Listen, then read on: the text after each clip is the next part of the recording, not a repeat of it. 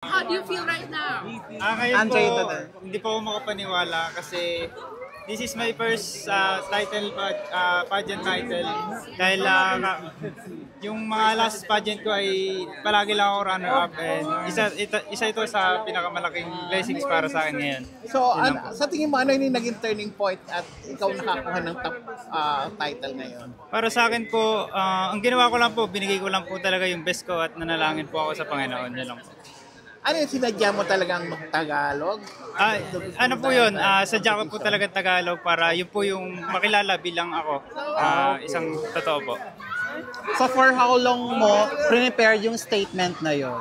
Yung statement po, almost 2 to 3 days lang po yung speech ko po. And bakit yun ang pinili mo? Para po sa akin, isa po yun sa mga isang taglay ng pagiging isang tunay na Lagunense at distinctively handsome.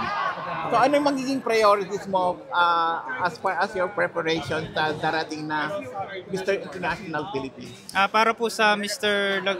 International Philippines, mas magpo-focus pa po ako sa pasarela at QA at mas lalo ko po ibibigay yung best ko para sa lalawigan ng Laguna.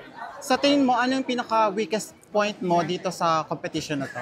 Actually, ang weakest point ko po talaga pagdating po talaga sa Q&A dahil mabilis po akong kabahan tsaka mabilis po akong mag-overthink.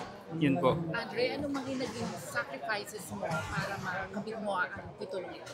Ang sacrifices ko po is yung pagbibigay ko po ng oras para sa mga pasarela, Q&A kahit na medyo gahol po sa oras pero pinagbibigyan ko pa rin po ang pansin. Sino mga gusto mong pasalamatan? Una-una po ang gusto ko pong pasalamatan ay yung Panginoon po dahil hindi po dahil sa Kanya, wala po ako dito ngayon. At pangalawa po sa organization po ng Mr. Laguna International dahil sa binigay po nila sa akin na opportunity. At pangatlo po sa magulang ko po na sumama po sa akin tsaka mga kaibigan po. Tsaka yung girlfriend ko po, yun po. Aside from your girlfriend, sino naging inspirasyon mo dito sa inspirasyon journey ko po, yung mother ko po dahil nandito po siya para suportahan po ako. Kala ko si J-Bar. And palapit na ang press presentation ng MIPH, so ano yung dapat mong paghandaan? Dapat ko lang po paghandaan is mas i-improve ko pa po yung sarili ko sa pasarela, sa QA at sa katawan po. Yan lang po. Andre, are you currently working or a student? Actually ngayon po ay graduate na po ako and nag-a-apply pa lang po ako sa Bureau of Jail Management po. At isa po kasi akong graduate of Criminology. And syempre, nanalo ka ng malaking prize. Of course, what will you do?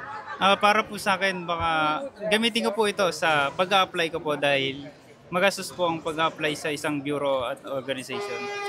Sino pala magiging kasama mo sa Palawan, sa tour package mo na napanalunan? Ang gusto ko lang po masama yung sa girlfriend ko po. Alright. Thank you so much, Thank Andre, you and po. congratulations. And I'll see you on See you the po, press see you po. presentation. See you po. Thank you po. Congratulations. Thank you po. Congratulations.